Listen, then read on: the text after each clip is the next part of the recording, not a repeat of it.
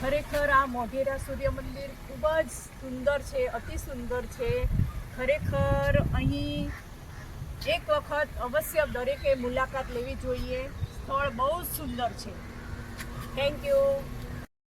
આજે આપણે પૌરાણિક સંસ્થા કે આપણે જોવા માટે આજે સૂર્ય મંદિર મોઢેરા આવ્યા છીએ. તો આપ સૌ આ પૌરાણિક આપણી જે કલા છે એને આપણે આજે એ નિરખવા માટે અને જોવા માટે આજે સૂર્ય મંદિર મોઢેરા ખાતે અમે જોવા માટે આવ્યા છીએ. તો આપ જોયો કેવી રીતે આજે આ બધી કલાકૃતિ અને પોતાની તમે અદ્ભુત છે. તો હું ભાઈશ્રીને વિનંતી કરું કે આખું બધું બતાવી દે એમને સરસ રીતે.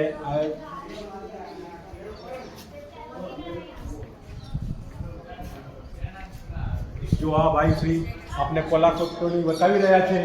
પણ તમે જુઓ કેટલે સુધી અંદર પોતાની છે. એક આ ખરેખર જોવાલાયક સ્થળ છે. આ આપણે પૌરાણિક જે કૃતિઓ જોવા મળે મોઢેરા સૂર્ય મંદિરની બહુ સરસ રીતે પોતાની છે.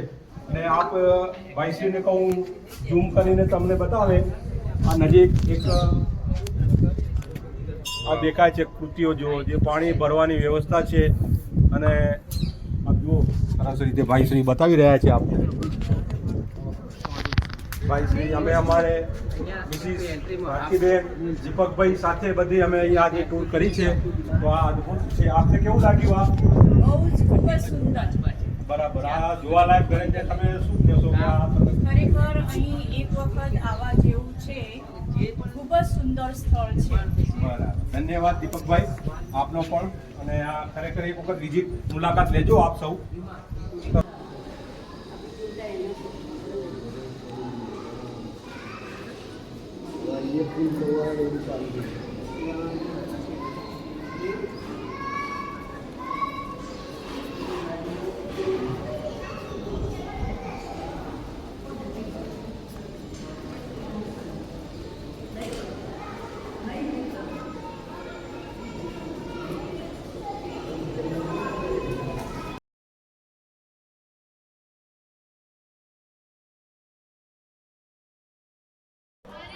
આ રાણકી વાવ ખૂબ જ સુંદર સ્થળ છે.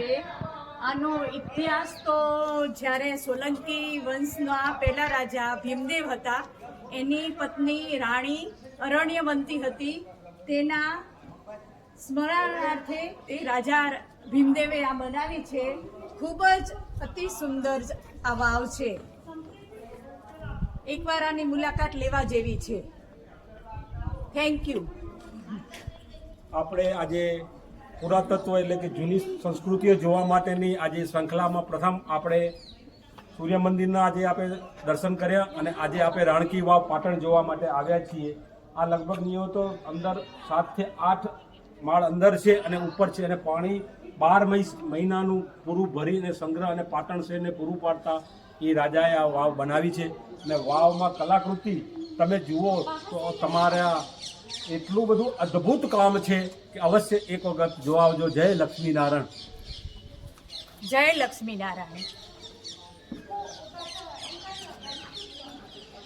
આવી રીતે